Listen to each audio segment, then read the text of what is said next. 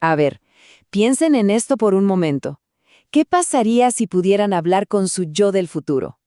Pero ojo, no para cambiar el destino, sino para entenderlo. De eso se trata esta historia, la de Alberto Daniel Hill. Vamos a verla como una especie de conversación a través del tiempo, donde un hombre se encuentra cara a cara con su futuro, un futuro que, spoiler alert, no pudo evitar. Ok, vámonos para atrás en el tiempo. Estamos en el año 2000, específicamente el 11 de septiembre. Hay un joven, un hacker ambicioso, muy talentoso, que está a punto de recibir una visita que, sin saberlo, le va a cambiar la vida para siempre. Imaginen la escena. En su escritorio, un monitor de esos viejos, de tubo, ilumina la habitación con una línea de comandos parpadeando. Ahí está él, Alberto, con 25 años, sintiéndose invencible, un verdadero caballero digital. Lo que no se imagina es que el aire a su alrededor está a punto de, no sé, como de vibrar con un eco de su propio futuro. Y de repente, se da la vuelta y lo ve. Es él mismo, pero más viejo. La cara de sorpresa, de incredulidad, se mezcla con un poquito de esperanza. Y le pregunta, casi tartamudeando, ¿Estás aquí para advertirme? ¿Para decirme qué no hacer? ¿Para evitar alguna tontería? Pero la respuesta que recibe de su yo del futuro, es para helar la sangre. No, le dice, estoy aquí para decirte que lo vas a hacer todo bien. Todo. Pero no va a importar. Y esa frase, esa idea, es básicamente el corazón de toda esta historia. Que hacer lo correcto no siempre, pero no siempre, te garantiza un resultado justo. Y el Alberto del futuro sigue hablando. 11 de septiembre de 2017. Grábate esa fecha. Ese fue mi 11 de septiembre, el día que me arrestaron por un crimen que no cometí. El joven Alberto, claro, no tiene ni idea de lo que significa todo esto, pero nosotros sí sabemos que ese es el comienzo de un viaje, un verdadero viaje al infierno. Y aquí es donde la conversación se pone densa. El visitante del futuro empieza a explicarle a su versión más joven cómo un acto que él creía noble, un acto para proteger a otros, se terminó retorciendo hasta convertirse en una acusación criminal. Así es como el caballero digital empieza a caer. Miren esta dualidad, es increíble. El Alberto del futuro se lo pone así de claro. Por un lado está la acción, una divulgación responsable, o sea, reportar una falla de seguridad grave para proteger a la gente. Y por el otro, la interpretación del sistema, que todo era un plan de extorsión. O sea, una confusión, un malentendido, pero con consecuencias absolutamente devastadoras. Es que imagínense al Alberto del futuro diciéndole a su yo joven, oye, todas esas herramientas profesionales que tienes, tus computadoras, los escáneres de puertos, los lectores de tarjetas, todo eso lo van a agarrar y lo van a mostrar en los medios como si fuera parafernalia de hacker. Es que es increíble. Lo que para un profesional es su equipo de trabajo, para un sistema que no entiende nada se convierte en el arsenal de un criminal. Y la conversación no para ahí, claro. La siguiente advertencia de su futuro es sobre algo, bueno, mucho más tangible. Hablamos de la pérdida irreversible de una fortuna. Y lo peor de todo, no por un error suyo, sino por la pura incompetencia del sistema que se suponía debía juzgarlo. A ver, la historia de cómo perdió su billetera de cripto es de una simplicidad que asusta. Paso 1, la policía confisca la billetera física, el hardware wallet. Paso 2, intentan meter el PIN y lo meten mal 3 veces. Paso 3, el protocolo de seguridad del dispositivo hace lo que tiene que hacer. Se activa y ¡pum!, borra todo. Los fondos desaparecidos para siempre. Así de fácil. Y así de trágico. Y para que nos demos una idea de la escala del daño, solo miren este número. 27.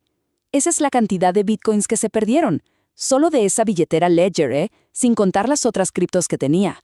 Una verdadera fortuna, borrada del mapa por 3 intentos fallidos de poner un PIN. Pero esperen, que la cosa no termina ahí. La pérdida sigue. Su teléfono, que era la llave para la autenticación de 2 factores, también se lo confiscaron. ¿Qué pasó? Que un año después el exchange donde tenía más dinero, WEX, colapsó. Y él, sin su teléfono, no pudo hacer absolutamente nada para intentar sacar sus más de $100,000. Estaba atado de manos, bloqueado por las mismas autoridades que, irónicamente, se suponía que debían proteger sus bienes.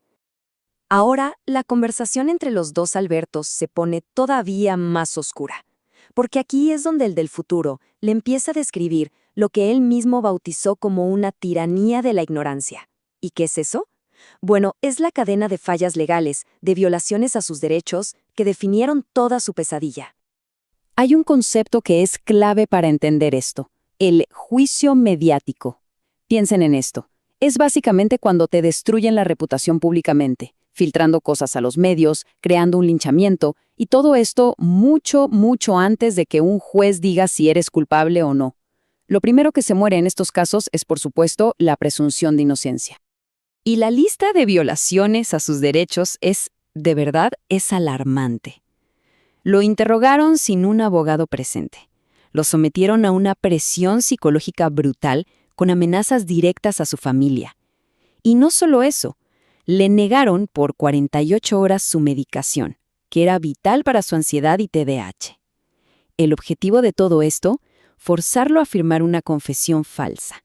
Y para colmo, la evidencia. La evidencia digital que era crítica, como los registros del firewall, los correos, todo eso lo presentaron como si nada, en simples hojas de papel impresas, sin ninguna verificación. Esto en Uruguay viola directamente la Ley 18600, que es clarísima. La evidencia digital necesita una firma electrónica para ser válida. Es que es como si en un juicio por asesinato, en lugar del arma, llevaran una fotocopia. Absurdo. Pero, después de pintar este panorama tan infernal, la conversación da un giro. El visitante del futuro le ofrece a su versión joven una lección que no se esperaba. Una sobre resiliencia, sobre cómo se procesa un trauma así, y cómo desde las cenizas se puede construir una nueva filosofía de vida. Es muy interesante lo que hizo. Tomó un concepto súper conocido del mundo cripto, Proof of Work, o prueba de trabajo, y lo transformó. Creó su propia versión, la Proof of Love, o prueba de amor. Para él, la única forma de probar que una conexión humana es real, de verdad, es haber pasado juntos por el infierno. Es una manera muy profunda de encontrarle un significado, un valor a todo ese sufrimiento compartido. Y en medio de toda esta tragedia, hay un detalle que roza lo absurdo, pero que lo simboliza todo. El Alberto del futuro le cuentan: ¿sabes qué más me confiscaron? Mi cactus mascota, Walter. Porque pensaron que era peligroso. Un cactus. Ese pequeño cactus se convirtió en el emblema de la incomprensión total, del nivel de absurdo y de la pérdida que vivió. Pero lo importante es que él no se quedó hundido en el dolor. Hizo algo con todo eso. Transformó su trauma en un libro con un título que lo dice todo: Operación Bitcoins, Login to Hell. Y no lo escribió para contar un cuento, sino para documentar la pesadilla, para que quedara registro. Y para convertirse en un activista por la justicia digital, en una voz para otros que pudieran pasar por algo similar. Y es así como esta conversación tan personal, entre el Alberto del presente y el del futuro, deja de ser solo sobre él. Se expande, se convierte en una advertencia para todos nosotros, una advertencia sobre cómo funciona o no funciona la justicia en esta era digital en la que vivimos. Porque, seamos claros, el caso de Hill no es algo aislado. Lamentablemente encaja en un patrón de persecución que ya hemos visto antes. Un protector, alguien que intenta hacer lo correcto, termina siendo procesado por un sistema que simplemente no entiende sus herramientas. Vemos ecos de esto en casos como el de Aaron Swartz, con esa persecución tan desproporcionada, o el de Julian Assange y el juicio mediático que ha enfrentado. Al final, todo esto apunta a un problema de fondo, un problema sistémico. Podemos llamarlo la brecha de justicia tecnológica.